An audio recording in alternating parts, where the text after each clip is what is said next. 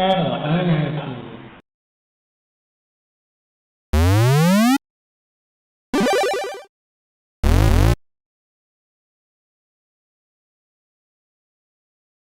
So the votes this time around are for a game called, well, I say game, for a program called Little Computer People.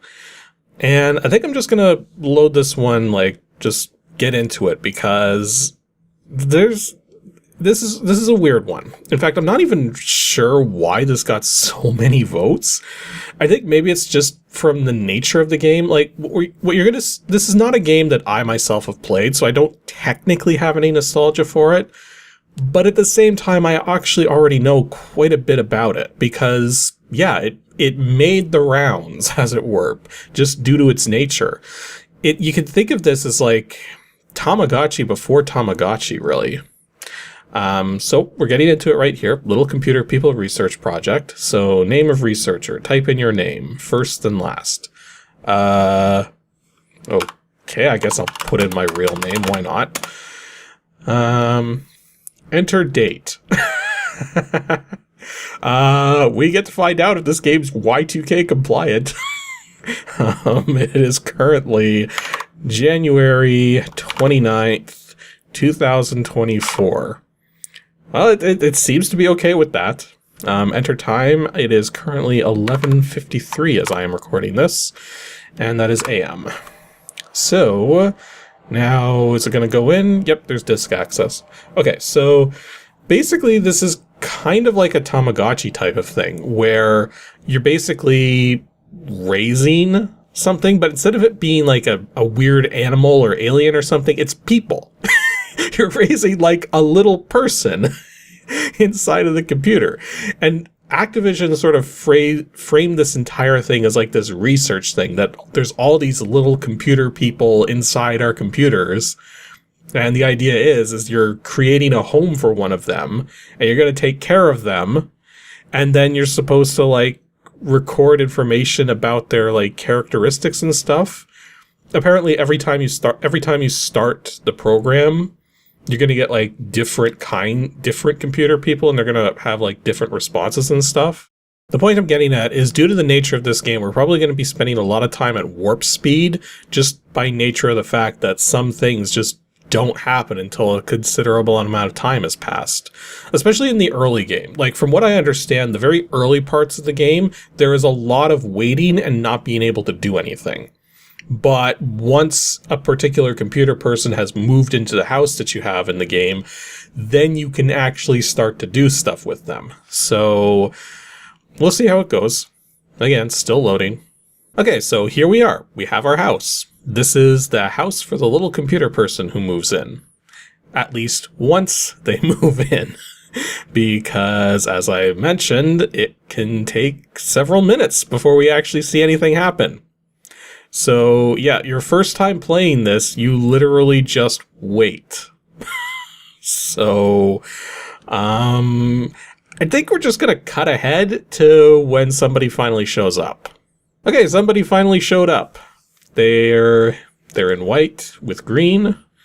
They're looking around the place, giving it a bit of a once-over. You can actually hear their footsteps slightly. Oh, he's checking out the fridge. Apparently, wait a minute, he checked out the freezer, but not the fridge. Okay, he's nodding.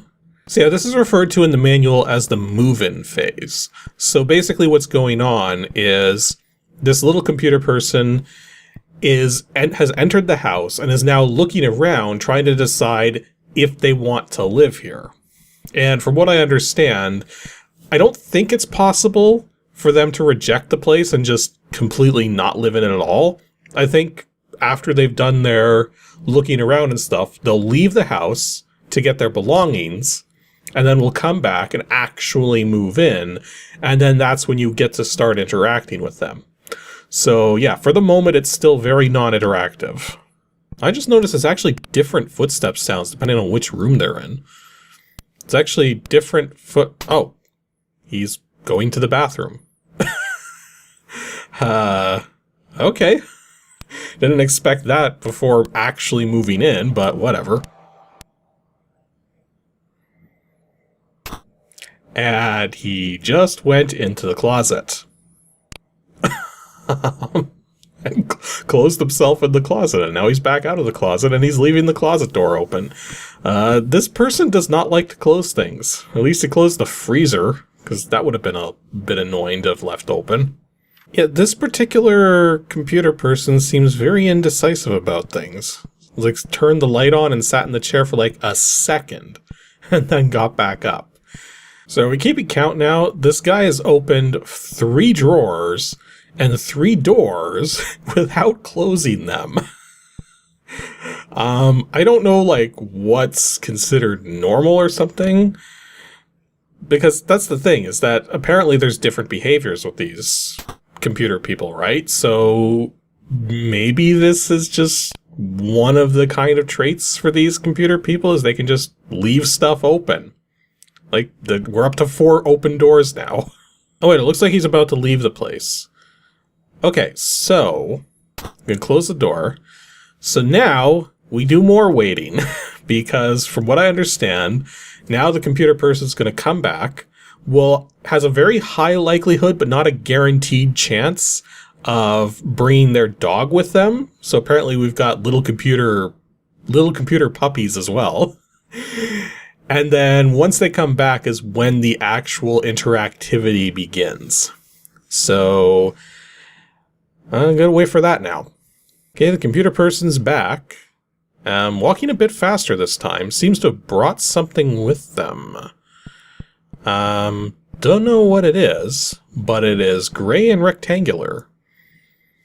Oh, there's the dog. So yeah, now the computer person has officially, quote-unquote, moved into the place. Although, okay, he just closes himself into the closet while the dog's roaming around. Okay, it's finally going over to the television, so maybe he's gonna watch some TV. Yeah, turned on the TV. Gonna sit down? Yep, gonna sit down and watch some TV. Or at least pretend to, because he's looking off to his side right now.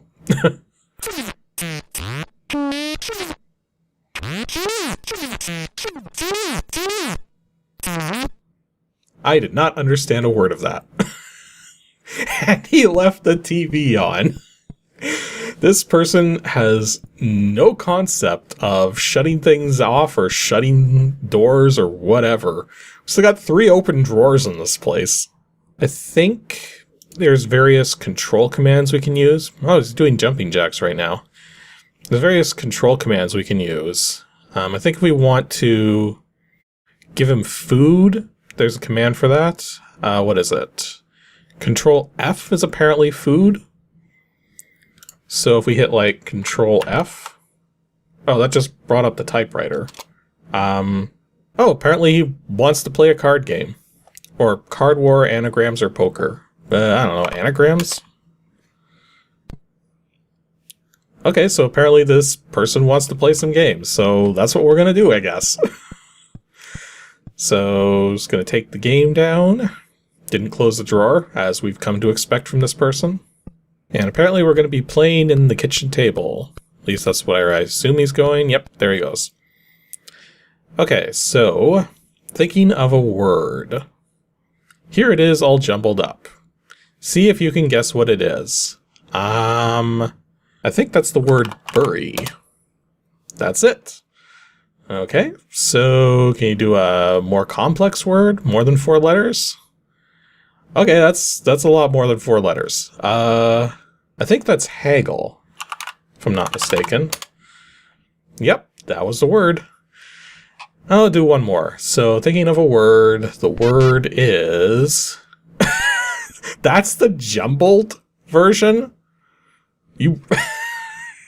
Isn't that just... Yeah, he just jumbled it by 2 letters. Okay, that's enough of that. Okay, so bringing it back up. Is he... Oh, wait, the drawer's closed now. When did that happen? I don't remember him closing the drawer. Oh, well, he actually remembered to turn the television off. Oh, he's gonna play some music.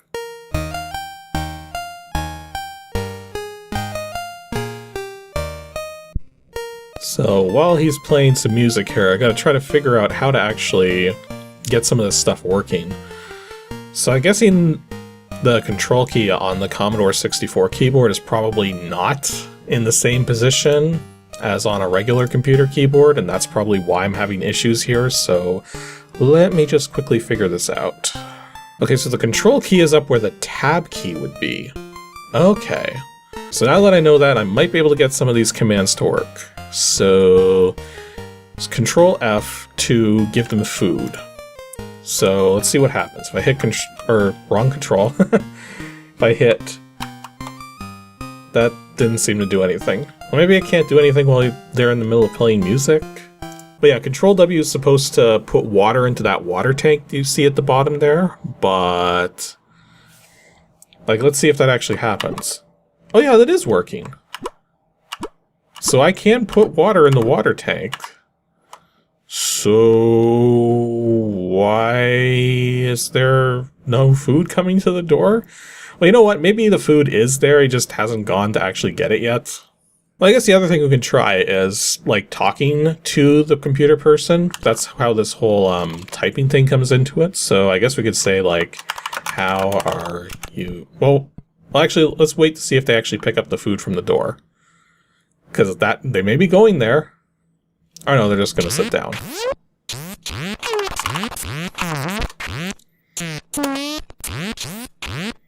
So let's see if they actually respond to this.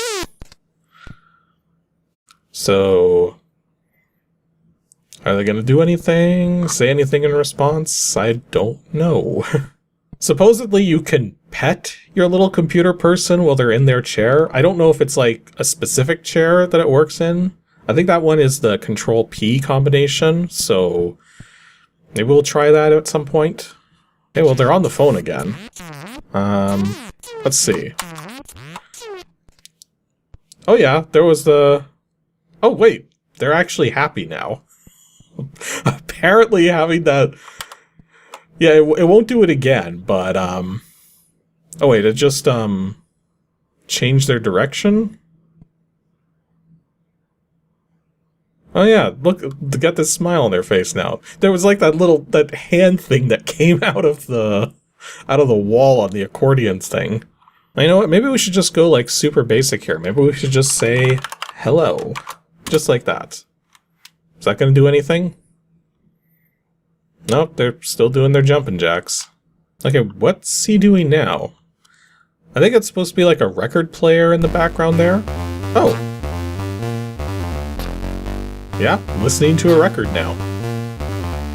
Are you hungry?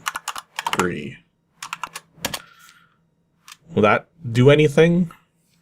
Like, I don't know. The manual is not very forthcoming with what you can type in. It just... Because I've got the manual in front of me. It says there... It says where is it? Yeah, the manual says you can communicate quite extensively with an LCB by typing sentences using the computer keyboard. These sentences can be in the form of questions, suggestions, or requests. They'll invoke a wide range of responses and reactions. But for the most part, the page doesn't really give you any ideas for what to say. It has two suggestions. Please type a letter to me, or please light a fire. Well, let's not get into the arson side of things, so let's just say, let's do that. Please write a letter to me. See what happens. Anything? You gonna do anything? Oh wait, he just nodded. And he's going back up the stairs? Did that potentially have an effect? Well, he turned the record player off. Oh yeah, he's sitting down at the typewriter there. Tuesday, January 23rd, 1920. Okay, the game is not Y2K compliant. Dear friend, as long as you rumple my hair every once in a while, I usually feel thankful for this great house. When I get a chance, I want to expand my record collection. I could use a change of pace.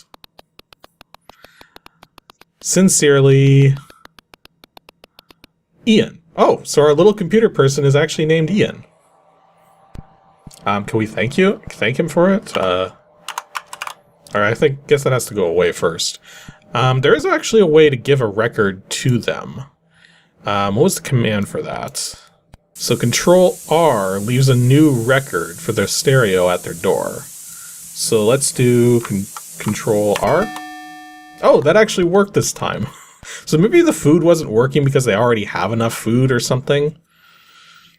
Because yeah, it actually rang a doorbell there. So they're going to go to the door. And they get a package. What could be in the package? I know what's in the package because I hit the keyboard combination to deliver it. Well, apparently they already know what's in the package too because they're just bringing it right up to their record player. So, all the way upstairs. And are they gonna just put it on immediately? I don't know, they just put it in there. Okay. Well, they're in the kitchen now, so... And they took something out of the cupboard. Oh, that's the food! The little yellow boxes up there are the food. Or is it the dog food? I don't know. Might be the regular food, might be the dog food. I guess we're gonna find out depending on who eats this. Like whether it goes into the dog bowl at the far corner there, or... Well, the dog... Or no, the dog's not going anywhere. Okay, so yeah, he's sitting down, so he's the one eating. This is his food.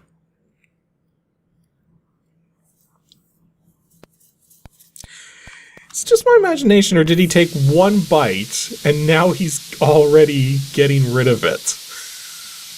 This guy just zooms through his activities. Like, maybe it's the particular copy of the game I've got, but I don't know. Oh, he's actually brushing his teeth. Okay. So yeah, apparently there's a lot of different things that can happen in this program. But the idea is you're not really supposed to sit in front of it and babysit it. The idea is you're supposed to just leave it running. And then every once in a while you come back and look at what kind of progress has been going on. Actually, maybe I should try the thing for delivering dog food, just in case the dog doesn't have any food. So the command for that was Control D. Okay, so Control D. Oh yeah, so I guess the dog didn't have any food, so maybe it's a good thing that command works. Okay, so different packages do look different. So he's bringing the food over. There's a brown color as opposed to a yellow color. And okay, there you go. And deposited the rest into the fridge. Okay.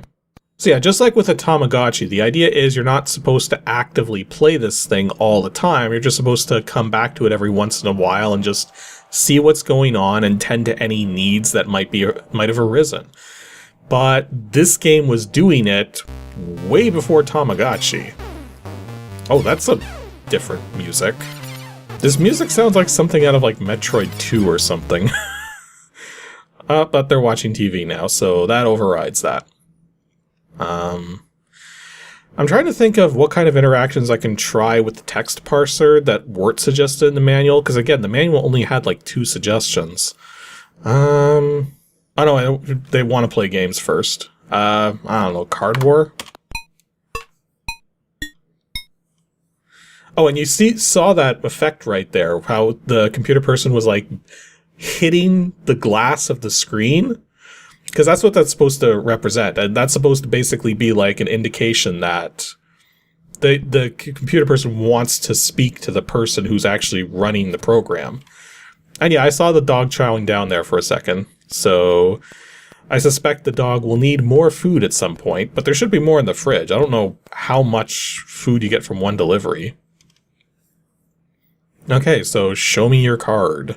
Okay, I got Jack of Diamonds. I'm tough. Okay. I don't know what this is. Is this all the game is? Is I just push F1 and see what happens? Yeah, that seems like that's all this is press F1 and see what happens. Oh wait, the phone's ringing now. And the commands for playing the game disappeared from the screen, so...